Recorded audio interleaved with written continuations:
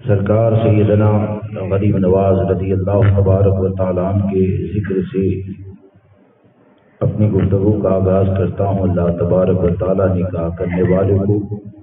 سرکار سیدنا غریب نواز رضی اللہ تبارک و تعالیٰ عنہ کا صدقہ اور اتارا عطا فرمائے۔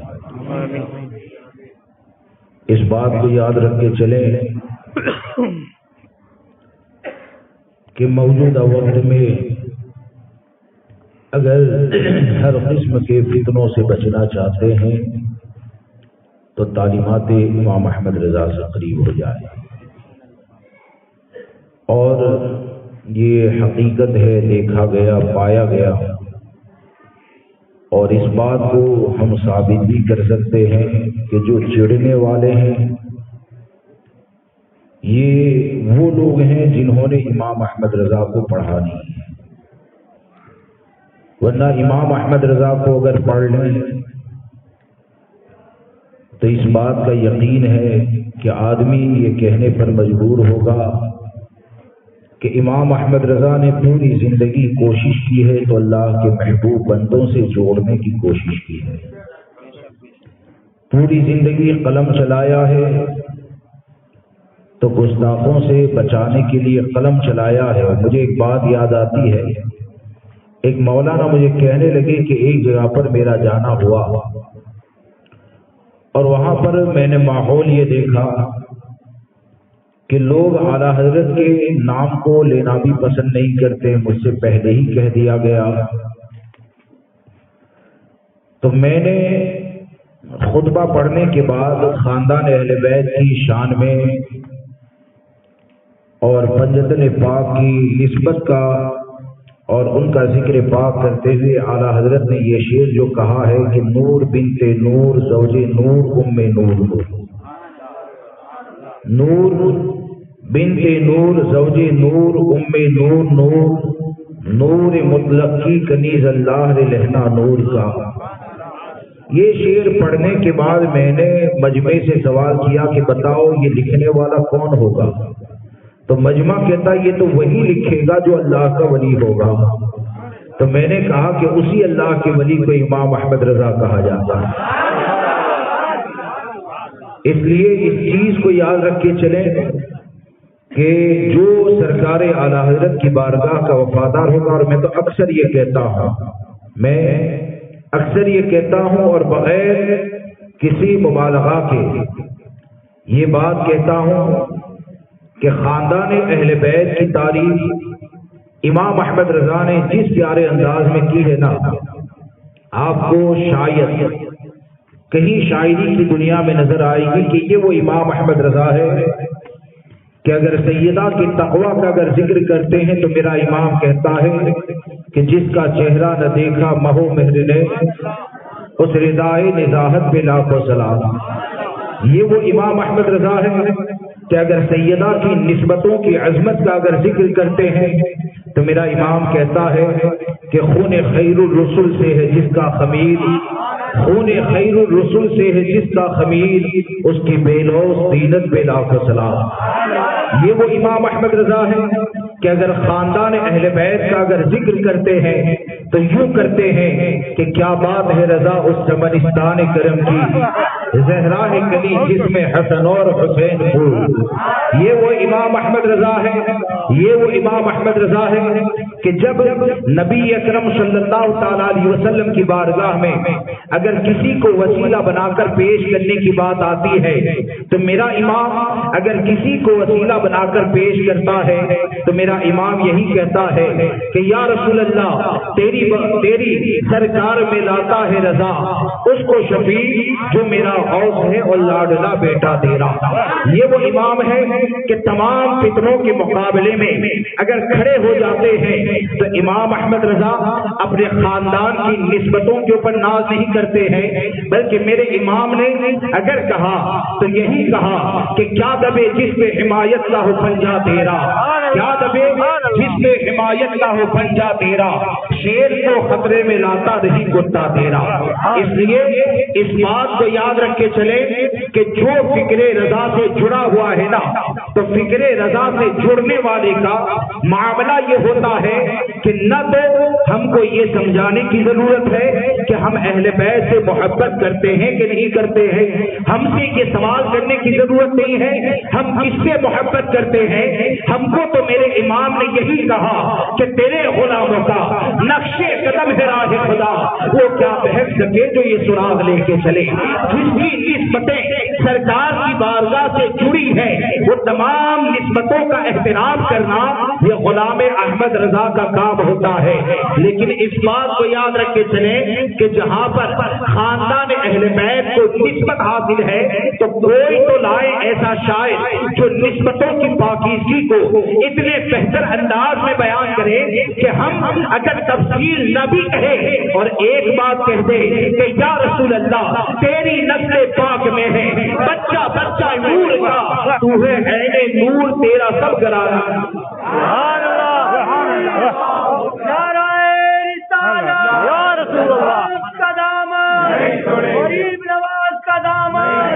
مسلک اعلیٰ حضرت، مسلک اعلیٰ حضرت، نعرہ رسالت۔ یہ وہ امام احمد رضا ہے۔ اور یقین جانے میں اکثر ایک بات کہتا ہوں کہ جن بزرگوں کی زبانیں کتابوں کے اندر موجود ہے نا، وہ تمام بزرگوں کے عقائد و نظریات اور ان کے معاملات کو اگر دیکھیں گے اور امام احمد رضا کے قلم کو پڑھیں گے تو آپ کو یہی نظر آئے گا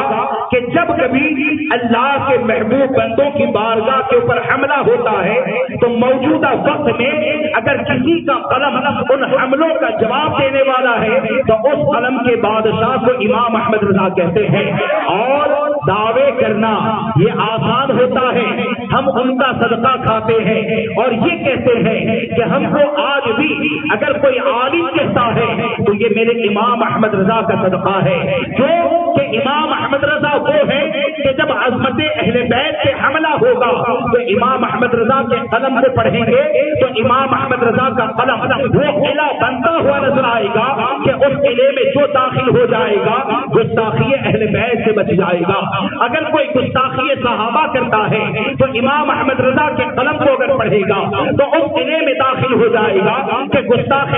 صحابہ سے بچتا ہوا نظر آئے گا۔ اگر کوئی سرکار غریب نواز کی چوکھٹ کے اوپر حملہ کرتا ہے اور امام احمد رضا کو پڑھے گا تو امام احمد رضا کو پڑھنے کے بعد اس قلعے میں داخل ہو جائے گا کہ غریب نواز کی محبت میں جیے گا اور غریب نواز کی محبت میں مرے گا۔ اور اپنا تو اپنا ہے، اگر مخالف بھی اگر میرے امام کو پڑھے گا تو وہ تو کیا ہے اس کے باپ کو بھی کہنا پڑے گا کہ ملک سخن کی شاہی تم وہ رضا مسلم جس سمت آ گئے ہو جھک کے بٹھا یا رسول اللہ، یا علی،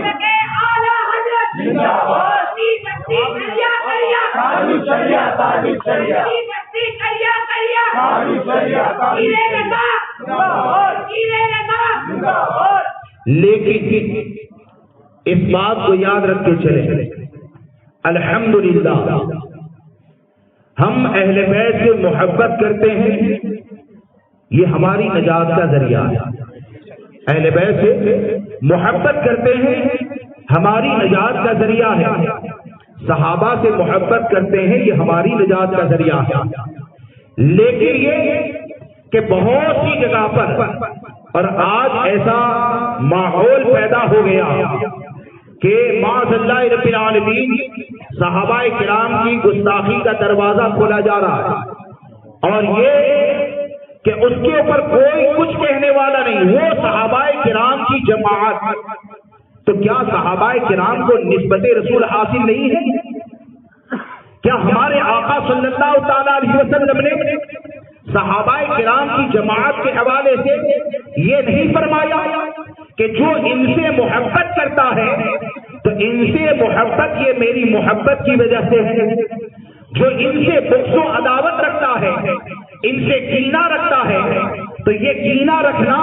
یہ میرے کینے کی بنیاد پر ہے. ہم کو تو یہ نظر آتا ہے کہ اگر نسبتوں کو تلاش کرو گے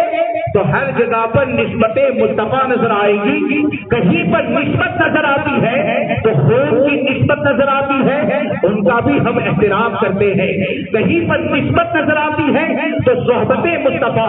ایمان کے ساتھ ملی اور ایمان کے ساتھ دنیا سے گئے تو ان میں سے ہر ایک ایسے چمکنے والا ستارہ ہے کہ ہمارے آقا نے جن کے چمک کی گواہی دیتے ہوئے ارشاد فرمایا اصحابک النجوم فبأیہم اقتدیتم اہتدیتم، کہ میرے صحابہ یہ چمکتے ہوئے ستاروں کی طرح ہے، ان میں سے کسی کی بھی پیروی کرو گے ہدایت پا جاؤ گے. کیا سمجھ میں آیا؟ ہم کو ہمارے بزرگوں نے یہ بتایا، نبی اکرم صلی اللہ تعالی علیہ وسلم کی تعلیم نے ہم کو یہ بتایا کہ جو سچا مسلمان ہوتا ہے وہ گستاخ اہل بیت سے بھی بھاگتا ہے اور گستاخ صحابہ سے بھی بھاگتا ہے. اور جس کے دل میں اہل بیت کی محبت جمع ہو جائے، جس کے دل میں تمام صحابہ کی محبت جمع ہو جائے تو اسی کو مسلک رضا کہا جاتا ہے. اور مسلک رضا کیا ہے کہ اہل سنت کا بیڑا پار ہے، اصحاب حضور نجم ہے اور ناؤ ہے فطرت رسول اللہ. سبحان اللہ سبحان اللہ. نجم ہے اور ناؤ ہے فطرت رسول اللہ کی. اس لیے یاد رکھ کے چلیں کہ ہم الحمدللہ حضرت علی سے بھی محبت کرتے ہیں نا بھائی. یہ ہمارے مولا، ہمارے باپ دادا کے مولا، بلکہ یہ کہ جس کے حوالے سے ہمارے آقا نے اعلان فرما دیا کہ من کنت مولا ہوں علی مولا،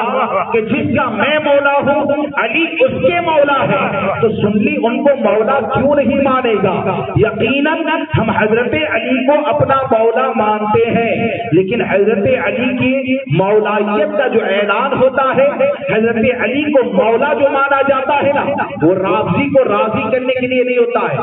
صاف بات سنیے. آج کیا ہوتا ہے کہ جیسے کہ کوئی گستاخ صحابہ ہے،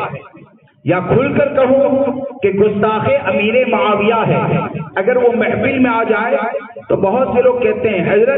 حضرت علی کا ذکر کر دینا. کیوں کرنا ہے؟ تو کہتے ہیں کہ فلاں جو ہے نا وہ صحابی کی گستاخی کرنے والا ہے، اگر حضرت علی کی مولائیت کا ذکر کر دیا تو وہ راضی ہو جائے گا.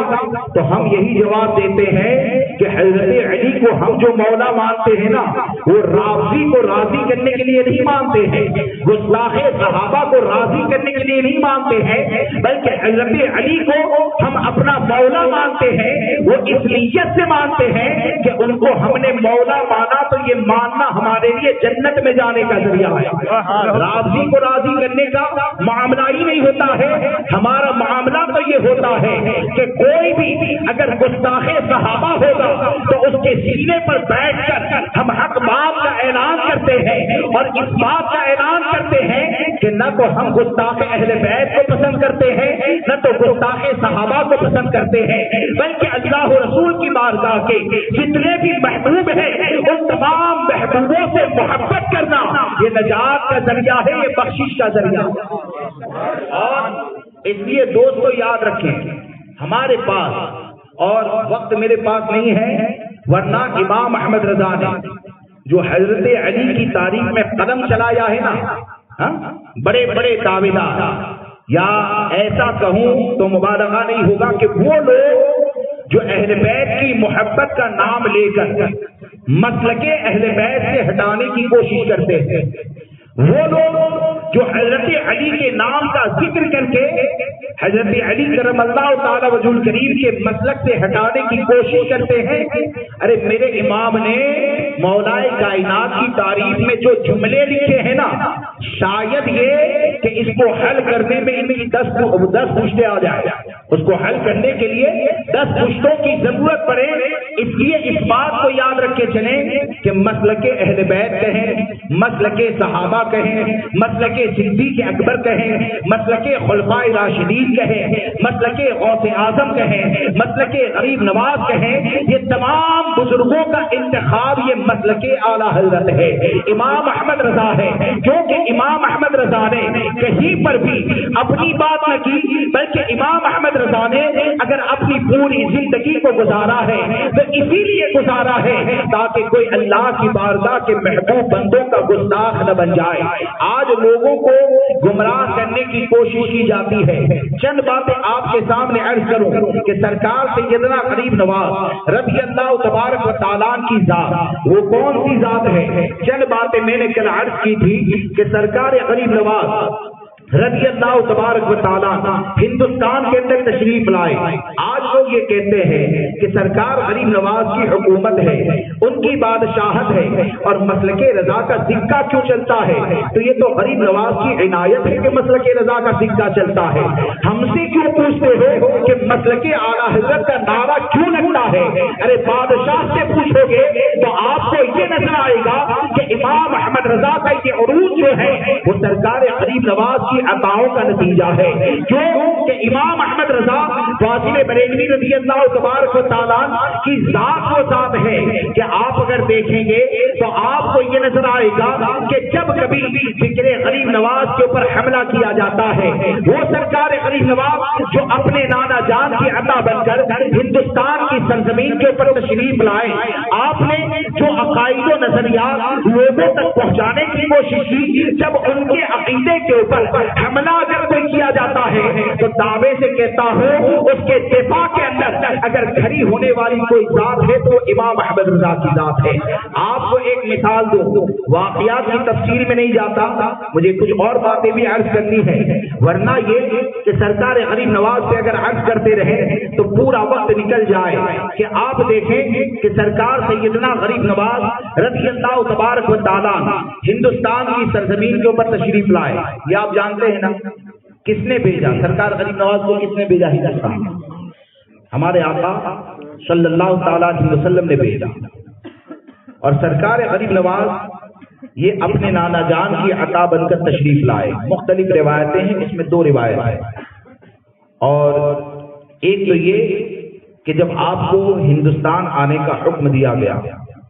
نبی اکرم صلی اللہ تعالیٰ علیہ وسلم کی بارگاہ سے، تو سرکار غریب نواز نے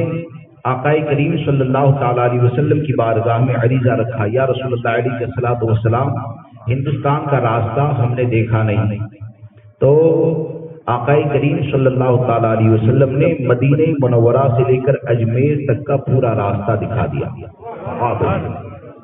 اور حضرت مخدوم جہانیہ جہاں بخش رحمۃ اللہ تعالیٰ علیہ، ان کا تعلق بھی خاندان اہل بیت سے ہے، اور سرکار سیدنا شاہ عالم کے جد امجد ہیں۔ کون ہے؟ سرکار سیدنا شاہ عالم، جن کا مزار مبارک احمد آباد شریف کی سرزمین پر ہے، تو ان کے جد امجد ہے۔ تو ایک روایت اور یہ ملتی ہے کہ آقا کریم صلی اللہ تعالیٰ علیہ وسلم نے اپنے اس شہزادے کو انار کا پھل عطا فرمایا، اور جس کے اوپر پورا نقشہ بنا ہوا تھا، اور اس انار کا ذکر جو ہے نا وہ مخدوم جہانیہ جہانگش نے اپنے سفر نامے میں کیا، اور یہ کہا کہ میں جب سفر کرتے کرتے اجمیر تک پہنچا، اجمیر معلیٰ تک پہنچا، تو میں نے سرکار غریب نواز رضی اللہ تبارک و تعالیٰ کی پائیتی مبارک کی طرف یہ دیکھا کہ ایک انار کا درخت ہے جس پر روزانہ 7 پھل نکلتے ہیں، اور جو بھی لڑکا چاہتا ہے اسے کھا لیتا ہے تو اللہ اسے صاحب اولاد بنا دیتا ہے۔ یہ مخدوم جہانیہ جہانگش میں لکھا۔ یہاں پر میں یہ عرض کرنا چاہتا ہوں کہ آپ دیکھیں کہ یہ سب جانتے ہیں اور سب نے سنا ہے کہ سرکار غریب نواز رضی اللہ تبارک و تعالیٰ کو آقا کریم صلی اللہ تعالیٰ علیہ وسلم نے ہندوستان کا راستہ بتایا۔ اب آپ مجھے یہ بتائیں کہ راستہ بتائے گا تو وہی نا جس نے راستہ دیکھا ہوگا۔ راستہ بتائے گا کون؟ راستہ دیکھا ہوگا وہی تو راستہ بتائے گا۔ اور آپ نے آج تک کبھی نہ سنا ہوگا کہ ہمارے آقا صلی اللہ تعالیٰ علیہ وسلم اپنی ظاہری حیات میں ہندوستان تشریف لائے؟ کبھی سنا ہے کہ اپنی ظاہری حیات میں ہندوستان ہمارے آقا صلی اللہ تعالیٰ علیہ وسلم تشریف نہیں لائے؟ لیکن یہ کہ سرکار غریب نواز کا مطالبہ کرنا کہ یا رسول اللہ علیہ الصلوۃ والسلام رہنمائی فرمائیں، تو ایک تو اس سے یہ ثابت ہوتا ہے کہ سرکار غریب نواز کا عقیدہ وہی تھا کہ امام الانبیاء صلی اللہ تعالیٰ علیہ وسلم اگر راستے کی رہنمائی کرنا چاہے نا کہ رہنمائی کرنے کے لیے وہاں پر جانا ضروری نہیں ہے، ہمارے نبی کا اس جگہ پر جانا ضروری نہیں ہے۔ اور پھر جب ہمارے آقا صلی اللہ تعالیٰ علیہ وسلم نے راستہ بتایا اور اسی راستے پر چلتے ہوئے جب وہ یہاں تک تشریف لائے تو کیا اس سے یہ سمجھ میں نہیں آتا ہے کہ نبی اکرم صلی اللہ تعالیٰ علیہ وسلم کی نگاہ نبوت کے حوالے سے سرکار غریب نواز کا وہی عقیدہ تھا جسے آج مسلک اعلیٰ حضرت کہا جاتا ہے؟ کیا اس سے یہ سمجھ میں نہیں آتا ہے کہ اللہ تبارک و تعالیٰ نے اپنے محبوب صلی اللہ تعالیٰ علیہ وسلم کو علم غیب عطا فرمایا ہے؟ اب آپ ذرا سوچیں کہ موجودہ وقت میں یا آج سے 100 یا 150 سال پہلے آپ پیچھے مڑ کر چلے جائیں گے تو آپ کو یہ نظر آئے گا کہ علم غیب مصطفیٰ صلی اللہ تعالیٰ علیہ وسلم کے عقیدے کے اوپر اگر حملہ کرنے والی جماعت ہے تو وہ دیوبندی جماعت ہے، وہ وہابی جماعت ہے، اور جب حملہ کیا گیا تو اس حملے کے دفاع کرتے ہوئے اور علم غیب مصطفیٰ کے اوپر دلائل و براہین کے انبار لگاتے ہوئے الدولت المکیہ کتاب لکھ کر سرکار غریب نواز کے عقیدے کے اوپر پہرا دینے والی ذات کو امام احمد رضا کہا جاتا ہے۔ اور مختصر میں مسلک غریب نواز کی حفاظت کرتے ہوئے امام احمد رضا نے اگر کہا تو یہی کہا کہ یا رسول اللہ اور کوئی غیب کیا تم سے نیہا ہے بنا جب نہ خدا ہی چھپا تم پہ کرو ضرور۔ کیا سمجھ میں آیا؟ اس لیے یہ سمجھ میں آیا کہ امام احمد رضا کی ذات کو ذات ہے کہ جو ان کے قلم کے سائے تلے آ جائے گا تو وہ جو سرکار غریب نواز مشن لے کر ہندوستان تشریف لائے تھے ان مشن کی حفاظت کے اندر اپنی پوری زندگی کو نکالنے والے کو امام احمد رضا کہا امام احمد رضا کہا جاتا ہے۔ لہذا دوستو اس بات کو یاد رکھے چلے کہ اللہ تبارک و تعالیٰ کی بارگاہ کے جتنے بھی محبوب بندے ہیں ان تمام محبوبوں سے محبت کریں، اور اس بات کو یاد رکھیں کہ کوئی کسی بھی سلسلے سے تعلق رکھتا ہو، چاہے کوئی کتنا بھی بڑا ہو، کسی کو یہ حق نہیں پہنچتا کہ اہل بیت کی گستاخی کرے یا صحابہ کی گستاخی کرے یا اولیاء کرام کی گستاخی کرے۔ اور ولایت کا جو معاملہ ہے وہ ایسا نہیں ہے کہ کسی ایک سلسلے کے ساتھ خاص ہے، تمام سلسلے برحق ہیں اور کسی بھی سلسلے میں اللہ کے ولی ہو سکتے ہیں۔ اور اولیاء کرام کا ادب کرنا بلکہ اللہ کی بارگاہ کے جتنے بھی محبوب بندے ہیں ان تمام محبوب بندوں کا ادب کرنا یہ اہل سنت و جماعت کا کام ہے۔ اور لوگ یہ کہتے ہیں اور بعض لوگ ایسا سوال کرتے ہیں اور طرح طرح کی باتیں کیا کرتے ہیں۔ میں اجمیر معلیٰ گیا تھا، یہ صاحب رضا بھی ساتھ میں تھے، کچھ ہنگامہ ہوا خادموں کے ساتھ۔ مجھے ایک بات یاد آئی کہ وہاں پر معاملہ یہ ہے کہ مصطفیٰ نے رحمت پہ لاکھوں سلام اگر پڑھیں گے نا تو کہتے ہیں یہ سلام یہاں پہ مت پڑھو، یا امام اہل سنت کا اگر کوئی کلام پڑھتے ہیں نا تو یہ اتنے بڑے بڑے وقوفوں کی جماعت ہے کہ وہ اتنا بھی نہیں جانتے کہ مصطفیٰ نے رحمت پہ لاکھوں سلام کے اوپر اگر تم پابندی لگاتے ہو نا تو یہ امام احمد رضا پر پابندی نہیں ہے بلکہ ذکر مصطفیٰ پر پابندی ہے، کیونکہ امام احمد رضا نے سلام پیش کیا ہے، یہ امام الانبیاء کی بارگاہ میں پیش کیا ہے۔ امام احمد رضا نے اس سلام کے اندر اگر خراج عقیدت پیش کیا ہے تو صدیق اکبر کی بارگاہ میں، فاروق اعظم کی بارگاہ میں، عثمان و علی کی بارگاہ میں، صحابہ کرام کی بارگاہ میں، اہل بیت اطہار کی بارگاہ میں۔ اب یہ امام احمد رضا کی دشمنی میں اتنے زیادہ آگے بڑھ گئے کہ وہ یہ کہتے ہیں کہ یہاں پر مصطفیٰ نے رحمت پہ لاکھوں سلام نہیں پڑھا جائے گا۔ ارے بے وقوف، امام احمد رضا اس عاشق صادق کا نام ہے کہ اس لیے اگر ٹکراؤ گے نا تو امام احمد رضا کی دشمنی یہ اس نتیجے پر لے جاتی ہے کہ تیری زبان سے ذکر مصطفیٰ کی حلاوت کو چھین لیا جاتا ہے، تجھے اس فیض سے محروم کر دیا جاتا ہے۔ کیونکہ امام احمد رضا نے اگر اپنے قلم کو چلایا ہے تو قلم کا معاملہ یہ نہیں تھا کہ یہ راضی ہو جائے وہ راضی ہو جائے فلاں سیٹھ راضی ہو جائے، بلکہ امام احمد رضا کا قلم اگر چلتا ہے تو اسی لیے چلتا ہے کہ آپ خود کہتے ہیں کہ کروں مدح اہل دول رضا، پڑے اس بلا میں میری بلا، میں گدا ہوں اپنے کلیم کا، میرا دین پارا ادا نہیں۔ امام احمد رضا کی اگر پوری زندگی کو دیکھیں گے تو امام احمد رضا نے ان کی ذات کے اوپر حملہ کرنے والوں کو جواب نہیں دیا، بلکہ امام احمد رضا کے قلم کی روشنائی کا اگر قطرہ قطرہ خرچ ہوتا ہے تو آپ کو یہ نظر آئے گا کہ اگر امام الانبیاء کی ذات کے اوپر حملہ ہوا تو امام احمد رضا نے اپنے قلم کو چلایا ہے، صحابہ کی عظمت پہ حملہ ہوا تو امام احمد رضا نے اپنے قلم کو چلایا ہے، اہل بیت کی عظمت پہ حملہ ہوا تو امام احمد رضا نے اپنے قلم کو چلایا ہے۔ سرکار غریب نواز رضی اللہ تبارک و تعالیٰ کے شہر مبارک کی طرف اگر شناخت کی نسبت کو اگر کوئی منع کرتا ہے تو امام احمد رضا نے اپنے قلم کو چلایا ہے، اور قیامت تک کے مسلمانوں کو یہ پیغام دے دیا کہ اے مسلمانوں یاد رکھو کہ امام احمد رضا کی زبان، امام احمد رضا کا قلم یہ اپنی تعریف کے لیے نہیں ہے، بلکہ امام احمد رضا نے اپنی زندگی کو اگر وقت کر دیا ہے تو اسی لیے وقت کیا ہے کہ یا رسول اللہ دہن میں زبان تمہارے لیے، بدن میں ہے جان تمہارے لیے، ہم آئے یہاں تمہارے لیے، اٹھے بھی وہاں تمہارے لیے۔ یہ ہے فکر امام احمد رضا۔ اس لیے امام احمد رضا کے دامن میں اگر آئیں گے نا تو یہ امام پر احسان نہیں ہے بلکہ یہ خود ہمارے اوپر احسان ہے۔ کیوں کہ امام احمد رضا کا دامن کرم وہ ہے کہ قسم خدا کی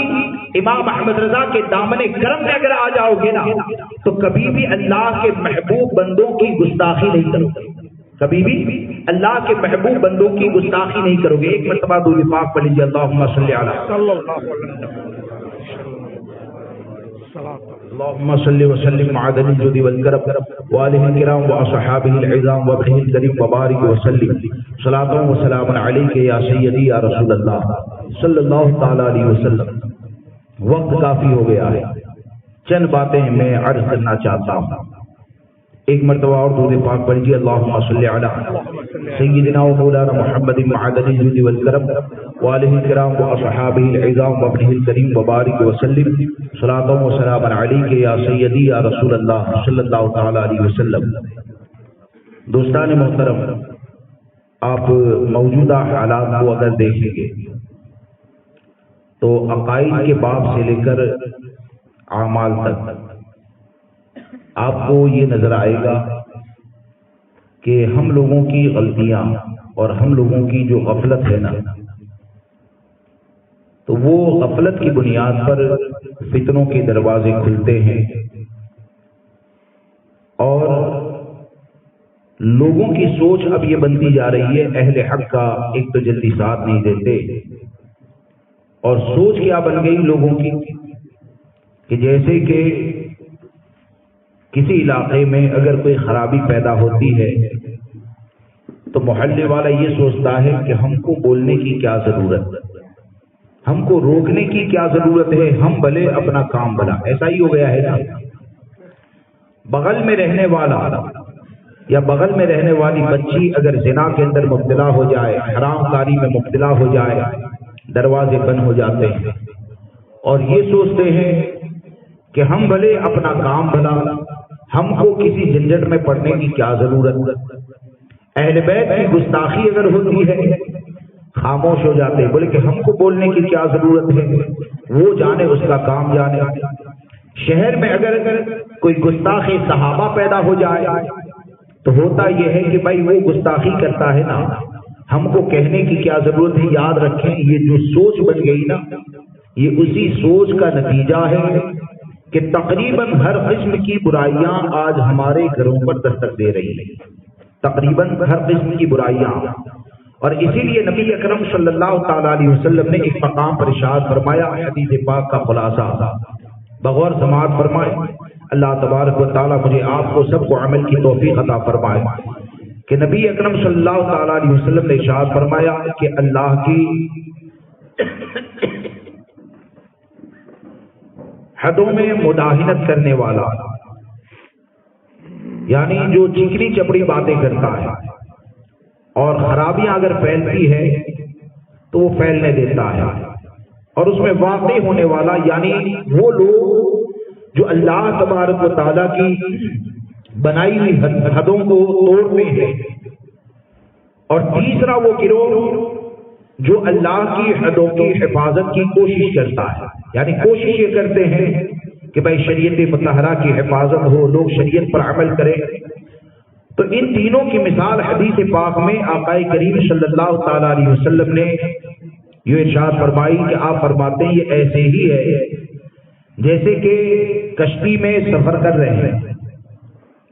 اور قرآن اندازی کی گئی اور تین گروپ میں تقسیم ہو گئے، ایک اوپر والے میں ہے۔ حدیث پاک کا خلاصہ سمجھانے کے لیے آپ کے سامنے عرض کرتا ہوں کہ ایک اوپر والے میں، ایک بیچ میں، ایک نیچے ہے۔ اب ہوا یہ کہ نیچے کے حصے میں جو تھا نا، سفر کرتے رہے۔ اب نیچے والے نے یہ سوچا، کشتی میں سفر کرنے والے نے یہ سوچا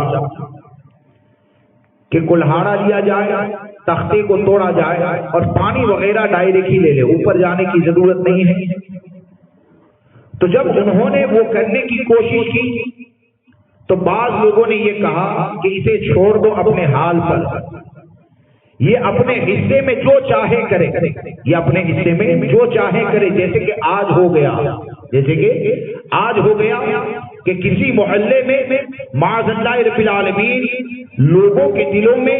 اہل بیت یا صحابہ کی گستاخی کو ڈالنے کی کوشش کی جاتی ہے، تو یہاں پر خاموشی اور سناٹا یہ ہے کہ ہم تو کچھ نہ بولیں گے، ہم تو مقابلہ نہ کریں گے، وہ اپنے علاقے میں جو چاہے وہ کرے۔ تو ہمارے آقا صلی اللہ تعالی علیہ وسلم کیا فرماتے ہیں کہ بعض نے یہ کہا اپنے حصے میں یہ جو چاہتا ہے کرے، لیکن ایک گروہ کون سا جو اللہ کی حدوں کی حفاظت کرنے والا ہے، اس نے یہ کہا کہ نہیں، اسے روکنا ہی پڑے گا۔ تو ہمارے آقا صلی اللہ تعالی علیہ وسلم فرماتے ہیں کہ جس نے تختے کو توڑنے سے روک دیا، یعنی اس کے ہاتھ کو پکڑ لیا، تو ہمارے آقا صلی اللہ تعالی علیہ وسلم نے ارشاد فرمایا کہ وہ خود بھی ڈوبنے سے بچا اور اسے بھی ڈوبنے سے بچا لیا، اور جس نے اسے آزاد چھوڑ دیا، یعنی جو چاہے کرے، تو ہمارے آقا ارشاد فرماتے ہیں وہ خود بھی ڈوبے گا اور نہ روکنے والا بھی ڈوبے گا۔ یعنی اس سے ہم کو یہ سمجھایا گیا کہ جب برائیاں پھیلے گی اور برائیوں کا راستہ روکنے کی کوشش نہ کرو گے اور تم یہ سوچو گے کہ ہم تو اپنے گھر کے اندر سلامت ہیں، کوئی چاہے عیاشی کرے، دیوبندیت وہابیت پھیلتی رہے، ہم تو اپنے بیوی بچوں کے ساتھ سلامت ہیں، رافضیت پھیلتی رہے، ہم تو اپنے بچوں کے ساتھ سلامت ہے، خارجیت پھیلتی رہے، ہم تو اپنے بچوں کے ساتھ سلامت ہے۔ یاد رکھیں کہ نبی اکرم صلی اللہ تعالی علیہ وسلم نے ہم کو یہ مجاز عطا فرمایا کہ اگر برائیوں کا دروازہ بند کرنے کی کوشش نہ کرو گے تو آج جو برائیاں دوسروں کے دروازے کے اوپر ہے، ہو سکتا ہے کل وہ تمہارے دروازے میں بھی داخل ہو جائے۔ یعنی جس طرح کشتی میں سفر کرنے والا اگر اس کے ہاتھ کو نہ پکڑے گا تو پہلے وہ ڈوبے گا، لیکن پانی آنا جب شروع ہو جائے گا تو بعد میں دوسرے والے کا بھی نمبر آئے گا، چند گھنٹوں کے بعد تیسرے والے کا بھی نمبر آئے گا۔ اور آج یہی ہو گیا کہ آج جو اتنی برائیاں پھیل گئی ہے نا کہ عقائد کی بات کو اگر لیا جائے تو آج دیوبندیت کا فتنہ یہ اتنا تیزی سے پھیل رہا ہے کہ کوئی دیوبندیت سے مقابلہ کرنے کے لیے تیار نہیں ہے۔ یہ تازہ ابھی جو رافضیت کا فتنہ پھیلا اتنی تیزی کے ساتھ معاذ اللہ رب العالمین چاروں طرف سے حضرت امیر معاویہ کی ذات کے اوپر حملہ کیا جاتا ہے، لیکن کوئی بولنے کے لیے تیار نہیں۔ یہ سوچتے ہیں کہ ہم اگر مقابلے کے لیے کھڑے ہو جائیں گے تو کوئی ہم کو گستاخ اہل بیت کہہ دے گا۔ یاد رکھیں کوئی اگر گستاخ اہل بیت کہہ دے گا تو جب تک شریعت کی نظر میں تو اہل بیت سے محبت کرنے والا ہے، کسی کے گستاخ کہنے سے کوئی نقصان ہونے والا نہیں ہے، بلکہ ہم تو یہ کہتے ہیں کہ دل کے اندر اہل بیت کا چراغ روشن ہے، دل کے اندر اگر صحابہ کی عظمت کا چراغ روشن ہے تو دنیا کچھ بھی کہتی رہے، فکر رضا کے سائے میں رہو گے تو انشاءاللہ کل قیامت میں اہل بیت کی محبت کا چراغ بھی ہمارے دل میں روشن ہوگا اور صحابہ کی محبت کا چراغ بھی ہمارے دل میں روشن ہوگا، اور جس کے دل میں یہ دونوں روشنیاں جمع ہو جائے آئے گی انشاءاللہ پوری دنیا یہ دیکھے گی کہ مسلک رضا پر عمل کرنے والے یہ جنت میں داخل ہوتے ہوئے نظر آ رہے ہیں۔ اس لیے ہم کو دنیا کیا کہے گی وہ نہیں دیکھنا ہے، ہم کو یہ دیکھنا ہے کہ شریعت مطہرہ کیا کہتی ہے۔ ایک بات بتا کر اپنی گفتگو کو آگے بڑھاؤں کہ آپ دیکھیں کہ آج کے وقت میں حضرت امیر معاویہ کو جو نشان بنایا جاتا ہے نا، حضرت امیر معاویہ کو جو نشان بنایا جاتا ہے، تو اصل میں ان کا ٹارگٹ جو ہوتا ہے نا وہ یہ ہے کہ سیدنا صدیق اکبر رضی اللہ تبارک و تعالیٰ کی عظمت پر حملہ کرے، سیدہ عائشہ صدیقہ رضی اللہ تبارک و تعالیٰ کی ذات کے اوپر حملہ کرے، کیونکہ رازیوں کی پوزیشن یہ ہے، کنڈیشن یہ ہے کہ حضرت امیر معاویہ اور مولا کائنات حضرت علی کرم اللہ تعالی وجہ کریم کے اختلاف کا ذکر کر کے، اور یہ سب نحوستیں جو پیدا ہو گئی نا آج، ان سب کا سب سے زیادہ اگر کوئی ذمہ دار ہے تو وہ طاہر القادری ہے، وہ تو مرنے کے بعد تو مغنا ہی ہے، کیونکہ وہ باتیں کہ جن باتوں کے حوالے سے ہمارے بزرگوں نے ہم کو یہ تعلیم دی کہ مشاجرات صحابہ میں پڑھنا یہ جائز نہیں ہے، تو علماء اہل سنت کبھی نہیں بولتے تھے، لیکن یہ بدبخت نے تمام چیزوں کو کھول کے رکھ دیا، اس لیے اب یہ مجبوری ہے کہ ہم کو بولنا پڑتا ہے، ورنہ یہ کہ اس ٹاپک کے اوپر بیانات نہیں ہوتے تھے۔ اور امام احمد رضا کا جو فیصلہ ہے نا، اور امام احمد رضا نے چند جملوں میں حضرت امیر معاویہ اور مولا کائنات کے اختلاف کو ذکر کیا، ذکر کرنے کے ساتھ اس کے اوپر حق، اس میں حق پر کون تھا اس کو بیان کیا، یہ یقیناً امام احمد رضا پر سرکار غوث اعظم کا فیضان کرم ہے کہ میرے امام نے اس اختلاف کے حوالے سے یہ لکھا کہ فرق مراتب بے شمار حق بدستے حیدر کر رہا۔ کیا فرمایا؟ فرق مراتب بے شمار، یعنی حضرت علی اور حضرت امیر معاویہ ان دونوں کی فضیلت کو اگر دیکھا جائے تو حضرت علی کرم اللہ تعالی وجہ کریم کو کئی گنا فضیلت حاصل ہے۔ فرق مراتب بے شمار حق بدستے حیدر کر رہا، اور یہ جو اختلاف ہوا تو امام احمد رضا فرماتے ہیں کہ اس میں حق پر یہ حضرت علی ہے، لیکن پھر آپ نے کیا فرمایا؟ پھر بھی معاویہ ہمارے سردار، کیا فرمایا؟ پھر بھی معاویہ ہمارے سردار، ان پر تان کارے فجار، یعنی پھر بھی ہم حضرت امیر معاویہ کو اپنا سردار ہی مانتے ہیں، اور ان پر جو تان کرنے والا ہے وہ متقی نہیں بلکہ فاسق و فاجر کا کام ہوتا ہے۔ امام احمد رضا اگر امیر معاویہ کا ذکر کرتے ہیں تو اس انداز میں کرتے ہیں کہ میرے امام نے اتنا پیارا جملہ ارشاد فرمایا کہ حضرت امیر معاویہ کی حکومت یہ خلافت راشدہ تو نہیں ہے، لیکن میرے امام نے لکھا تو یہی لکھا کہ سلطنت مصطفیٰ کے پہلے بادشاہ۔ کس کی سلطنت؟ حکومت یہ ہمارے آقا کی ہے، اور امام یہ کہتے ہیں کہ سلطنت مصطفیٰ کے پہلے بادشاہ، یا آپ نے یہ لکھا کہ سلطنت مصطفیٰ کے بادشاہ اول یہ کون ہے؟ یہ حضرت امیر معاویہ کی ذات ہے۔ لہذا اس بات کو یاد رکھے چلیں کہ صحابہ کرام کے حوالے سے ہمارے لیے اتنا ہی کافی ہے کہ جب اللہ تبارک و تعالیٰ نے قرآن مقدس میں فرما دیا کہ وَكُلًّا وَعَدَ اللَّهُ الْحُسْنَى، رب نے پوری جماعت صحابہ سے بھلائی کا وعدہ فرما دیا، جب ہمارا رب جس جماعت سے بھلائی کا وعدہ فرما دے تو ایمان کا تقاضا یہ ہے کہ صحابہ کا ذکر خیر ہی کے ساتھ کیا جائے۔ آج بہت سے لوگ یہ کہتے ہیں کہ کیا کسی بزرگ نے امیر معاویہ کی شان میں کوئی شعر کہا؟ ارے قرآن میں اللہ تبارک و تعالیٰ نے صحابہ کی فضیلت میں آیتوں کو نازل فرما دیا، تو اب کسی بزرگ کے شعر کی کیا ضرورت رہتی ہے؟ ارے جب آقا کریم صلی اللہ تعالیٰ علیہ وسلم نے اپنے صحابہ کی فضیلت کو بیان کر دیا تو اب کسی بزرگ کے شعر کی کیا ضرورت رہتی ہے؟ اور جب ہمارے آقا نے پوری جماعت صحابہ کے چمک کے بارے میں گواہی دیتے ہوئے جب ارشاد فرما دیا کہ اصحاب النجوم فبأيهم اقتديتم اهتديتم، کہ میرے صحابہ یہ چمکتے ہوئے ستاروں کی طرح ہیں، ان میں سے جس کی بھی پیروی کرو گے ہدایت پا جاؤ گے۔ تو جب ہمارے آقا نے یہ فرما دیا تو کسی اور بزرگ کے شعر کی کیا ضرورت رہتی ہے؟ لیکن میں آپ سے یہ عرض کر رہا تھا کہ ان لوگوں کا معاملہ یہ ہوتا ہے کہ حضرت امیر معاویہ کا اختلاف ذکر کرنے کے بعد ان کے اوپر طعن و تشنیع کریں گے، ان کے حوالے سے دلوں کے اندر وسوسہ پیدا کریں گے، اور معاذ اللہ رب العالمین ایک مرتبہ اگر وسوسہ پیدا ہو جائے نا تو بعد میں دوسرا سوال یہ کرتے ہیں کہ اگر کسی کے دل میں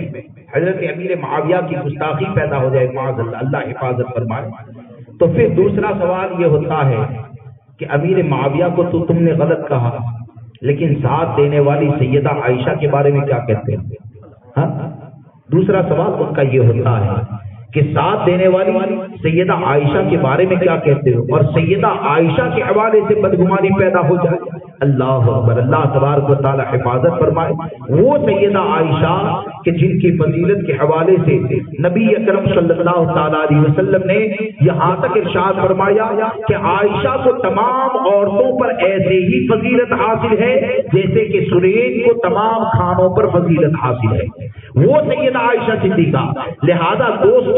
ہمارا کام یہ ہے کہ ہم غلط لوگوں کو سننے سے بچیں، رافضی کو بھی نہ سنیں، خارجی کو بھی نہ سنیں، دیوبندی وہابی کو بھی نہ سنیں، ہم اگر سنیں تو اہل سنت و جماعت ہی کی بات سنیں۔ کیوں کہ بہت سے لوگ جو یہ سمجھ کر غلط لوگوں کی باتیں سن لیتے ہیں، یا بہت سے تو ایسے ہیں جو رافضیوں کی کلپوں کو عام کرتے ہیں اور بات یہ کرتے ہیں کہ مولانا ہم تو اس لیے عام کرتے ہیں تاکہ لوگ ان کے فتنوں سے آگاہ ہو جائیں، تاکہ لوگ ان کی گمراہیت سے آگاہ ہو جائیں۔ میں صرف آپ کو ایک بات کہنا چاہتا ہوں کہ دوستو، اس بات کو یاد رکھ کے چلیں کہ رات کے کسی بھی حصے میں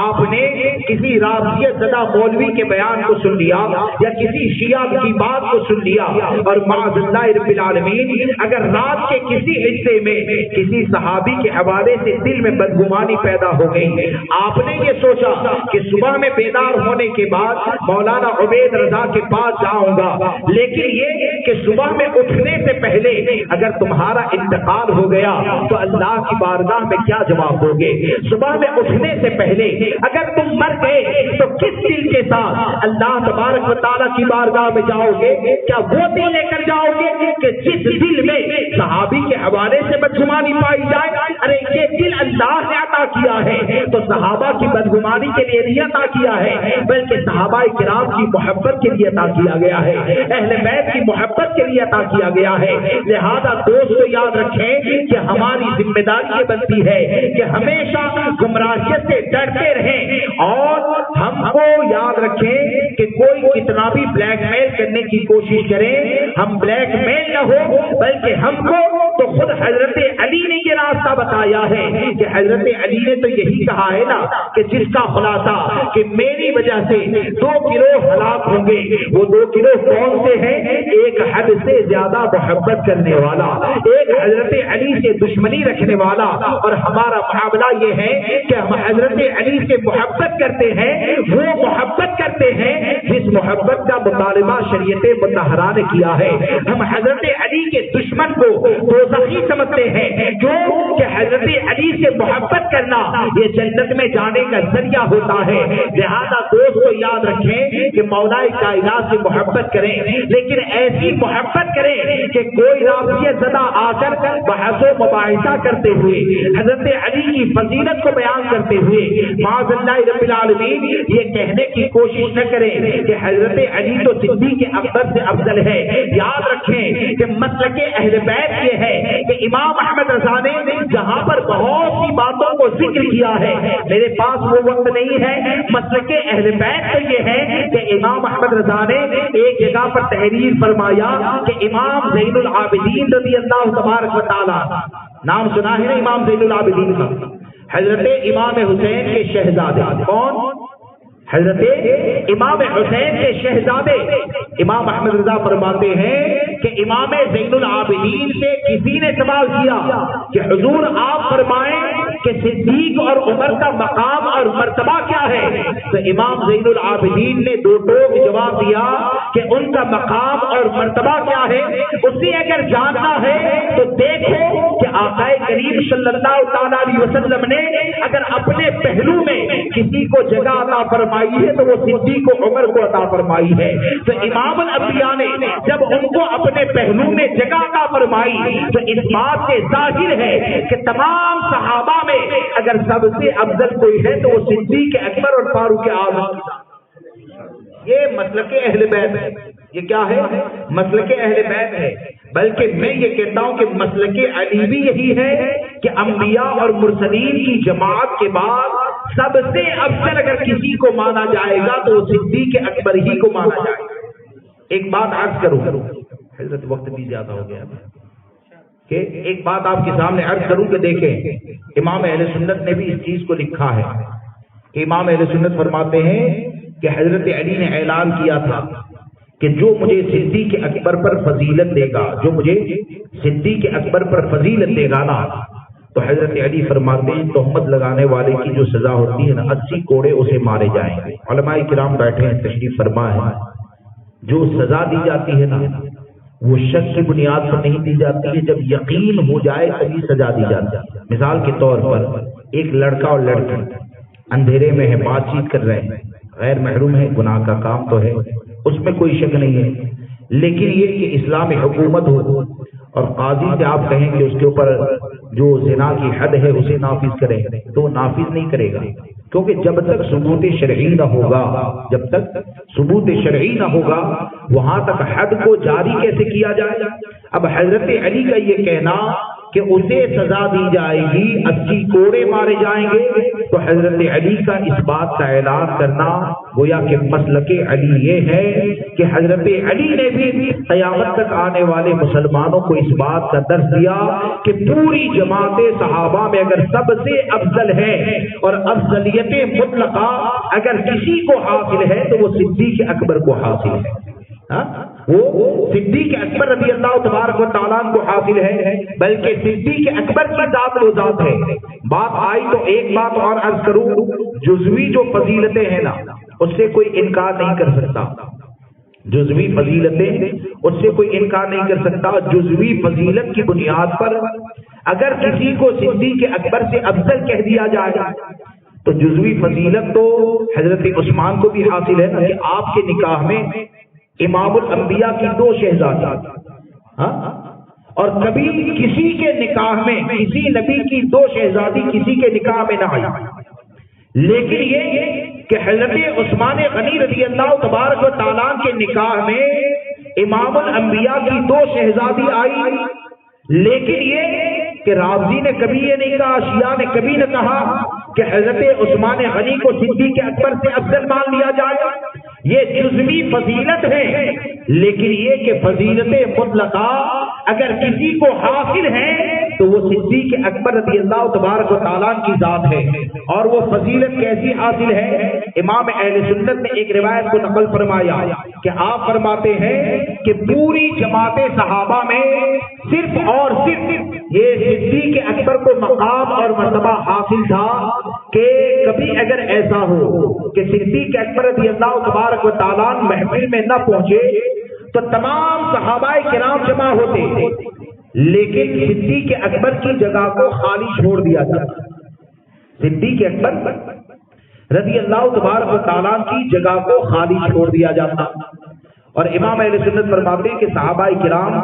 اس طرح بیٹھتے تھے ادب کے ساتھ، مثل کنگن یعنی چوڑی جس طرح ہوتی ہے ایسے دائرہ سمیٹ کر بیٹھتے تھے،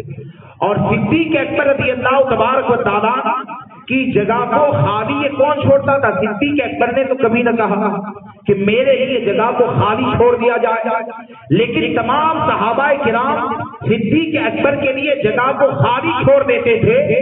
اور جب کبھی صدیق اکبر درمیانی محفل میں آپ تشریف لاتے تو آپ اپنی جگہ پر بیٹھ جاتے تھے، اور کسی صحابی نے کبھی بھی یہ حسد نہ کیا کہ صدیق اکبر کی جگہ کے اوپر بیٹھ جائے۔ اور بعد میں حال یہ ہوتا تھا کہ آقا کریم صلی اللہ تعالی علیہ وسلم صدیق اکبر کے آنے سے پہلے تمام صحابہ کرام کی طرف دیکھ کر وعظ و نصیحت فرماتے تھے، لیکن صدیق اکبر آ جائے تو صدیق اکبر کا چہرہ دیکھ کر آپ نصیحت فرماتے تھے. تو یہ کیا ہے؟ یہ صدیق اکبر رضی اللہ تبارک و تعالیٰ کی افضلیت کے اوپر دلیل ہے. صدیق اکبر رضی اللہ تبارک و تعالیٰ کی فضیلت کے اوپر دلیل ہے. لہذا دوستو موجودہ پرفتن دور میں بلکہ ہر فتنے سے اگر بچنا چاہتے ہیں تو اس فتنے سے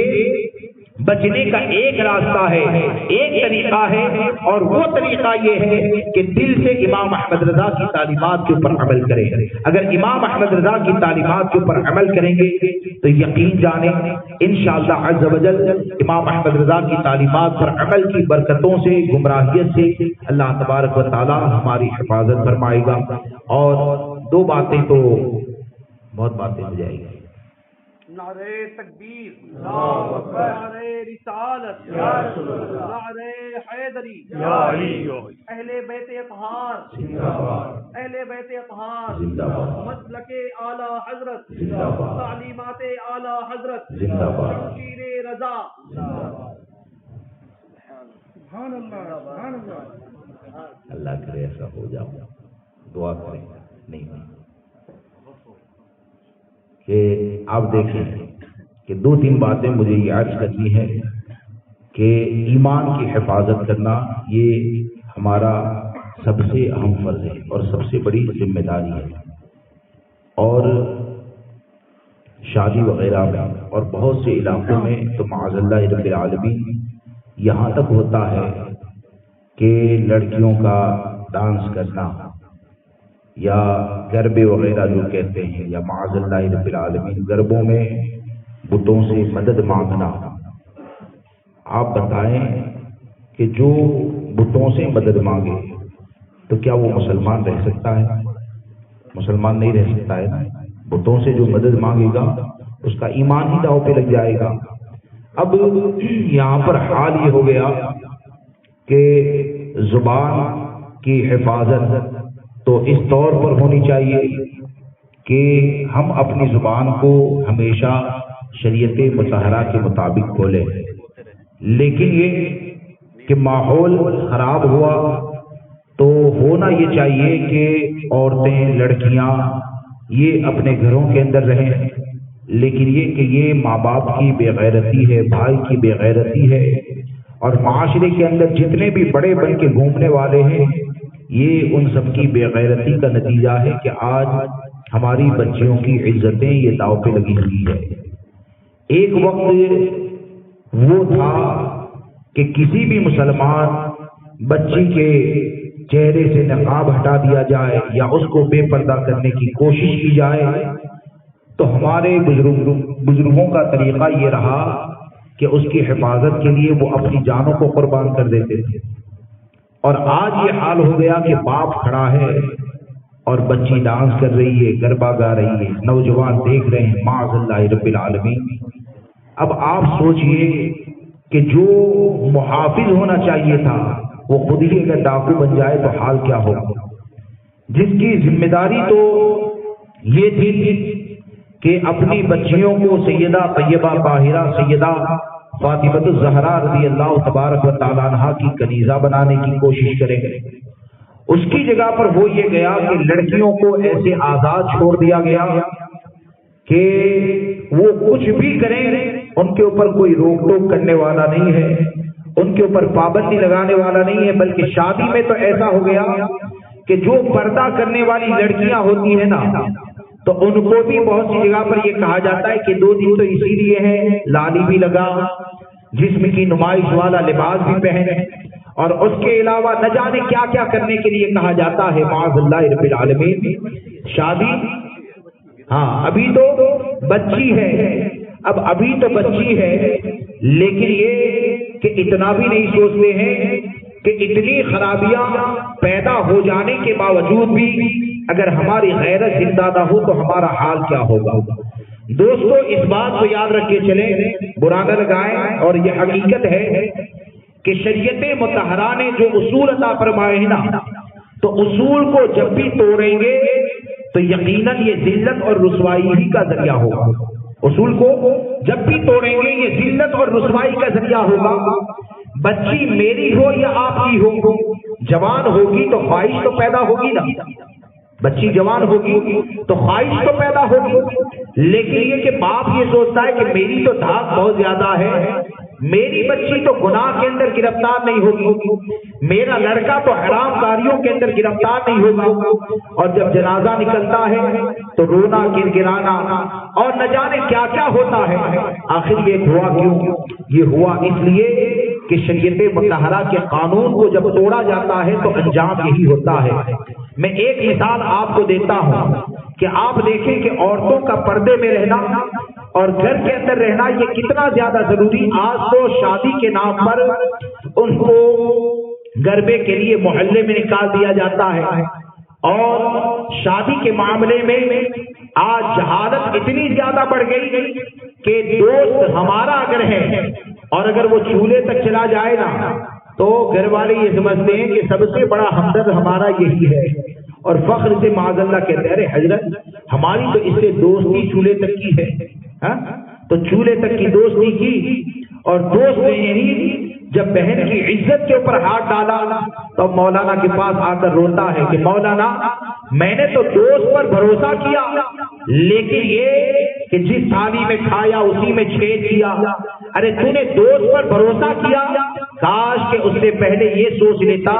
کہ شریعت مطہرہ نے ایسا بھروسہ کرنے کے لیے کہا، شریعت مطہرہ نے یہ بھروسہ کرنے کے لیے کہا۔ اگر دوست کا چولہے تک جانا یہ خیر اور بھلائی کا ذریعہ ہوتا تو شریعت مطہرہ نے روکا کیوں؟ اس بات کو یاد رکھے چلیں کہ ہماری سمجھ میں آئے یا نہ آئے، شریعت نے جس جگہ پر رکنے کے لیے کہہ دیا اس جگہ پر رک جانا دنیا میں بھی عزت کا ذریعہ ہے اور قبر و حشر میں بھی عزت کا ذریعہ ہے۔ اور شریعت کے قانون کو اگر توڑو گے نا تو شریعت کے قانون کو توڑنا یقیناً یہاں پر بھی ہماری عزتوں کا جنازہ نکالنا ہے اور میدان محشر میں بھی ذلت و رسوائی کا ذریعہ ہے۔ آج کیا ہو گیا؟ ایک مثال آپ کے سامنے عرض کر دوں کہ آج کیا ہو گیا کہ مال سے اتنی زیادہ محبت ہو گئی کہ 25,000 روپئے اگر ہمارے پاس ہے نا تو 25,000 روپئے کو 4 سال کے بچے سے بھی چھپا کر رکھا جاتا ہے، کیونکہ آج کے بچے ہوشیار بہت زیادہ ہے۔ باپ کتنا بھی چھپانا چاہے، اگر چھوٹے بچے کے سامنے اگر پیسے دیکھ لیے نا، اور جیسے کوئی رشتہ دار اگر ملنے کے لیے آیا اور کہا کہ کچھ قرض دے دو، تو وہ کہے گا نہیں ابھی نہیں ہے، لیکن بچے نے اگر رکھتے ہوئے دیکھ لیا نا تو وہ بچہ سامنے کہے گا ابو ابھی تو آپ نے رکھے ہیں، ابھی تو آپ نے رکھے ہیں۔ تو مال کی محبت اور مال کی حفاظت کرنی چاہیے، وہ بھی اللہ کی عطا کردہ ایک نعمت ہے، اس سے انکار نہیں ہے، لیکن یہ کہ اگر 25,000 روپئے ہیں تو اس کے بارے میں دماغ اتنا چلتا ہے، عقل اتنا کام کرتی ہے کہ وہ یہ سوچتا ہے کہ بچوں سے بھی بچا کر اس کو رکھا جاتا ہے، تو 25,000 کو لوکر میں رکھ کر جائے گا، لیکن یہ کہ جوان لڑکی گھر کے اندر ہے، ماموں کا لڑکا ہے، چچا کا لڑکا ہے، اکیلے میں چھوڑ کر میاں بیوی دونوں بازار میں سیر کرنے کے لیے نکل گئے۔ کس نیت سے نکلے؟ ماموں کا لڑکا ہے، بھائی ہے، چچا کا لڑکا ہے، بھائی ہے۔ اب آپ نے جب عزت نیلام ہوتی ہے کہ ماموں کے لڑکے نے تو ایسا کر دیا، چچا کے لڑکے نے ایسا کر دیا، اور بعد میں رونا گڑگڑانا بھائی ہو کر ایسا کیا، تو میں تو صرف اتنا کہتا ہوں کہ مختصر میں اتنا یاد رکھیں کہ شریعت جہاں پر اعتماد کرنے کے لیے کہیں اعتماد کریں، اور جتنا کرنے کے لیے کہیں اتنا ہی کریں، اور جس جگہ پر شریعت نے روکا ہے اس جگہ پر رک جائیں۔ اب آپ کاش کے علم دین کو حاصل کرتے تو آپ کو نبی اکرم صلی اللہ تعالی علیہ وسلم کا یہ فرمان ملتا کہ حدیث پاک کا خلاصہ کہ ہمارے آقا نے ارشاد فرمایا کہ جس جگہ پر تنہائی میں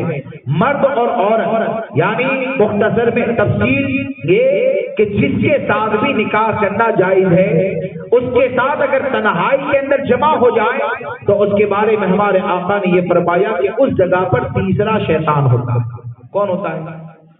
تیسرا شیطان ہوتا ہے۔ اب جس جگہ پر شیطان ہوگا تو شیطان تو تم کو کھینچ کے جنت میں لے نہیں جائے گا، کہ لے جائے گا؟ شیطان جس جگہ پر ہوگا تو کھینچ کے جنت میں نہیں لے جائے گا نا، وہ کیا کرے گا؟ لڑکا ہے اس کے دل میں زنا کا وسوسہ ڈالے گا، لڑکی ہے اس کے دل میں زنا کا وسوسہ پیدا کرے گا، اور جب یہ قدم آگے بڑھاتے ہیں تو معاذ اللہ رب العالمین ہمارے غلط اعتماد کی بنیاد پر تباہی اور بربادی کا وہ دروازہ کھل جاتا ہے، اور اگر زنا کے اندر گرفتار ہو جائے تو یہ چند لمحوں کی لذتیں وہ ہوتی ہے کہ جن لذتوں کی بنیاد پر ہماری آخرت بھی برباد ہوتی ہے۔ اس لیے ہم اپنی ذمہ داریوں کو سمجھیں، اپنی زبان کی حفاظت کریں، اور شادی کی تقریب کو ادا کریں تو ایسے انداز میں ادا کریں کہ جس طرح ادا کرنے کا شریعت مطہرہ نے حکم دیا ہے۔ اور مجھے اس شادی میں شامل ہو کر میرے علم کے مطابق، بشیر بھائی صحیح ہے نا، کسی دیوبندی کو دعوت ہم نے نہیں دی، صحیح ہے نا؟ الحمدللہ اللہ تبارک و تعالیٰ یہ تسلط کی برکتیں نکاح کرنے والے جوڑے کو عطا فرمائے۔ ان کو میں تو حسین ہی کہتا ہوں، میرا بلانا، میں جہاں رہتا ہوں اسی اپارٹمنٹ میں رہتے ہیں، میں تو حسین ہی کہتا ہوں۔ اللہ تبارک و تعالیٰ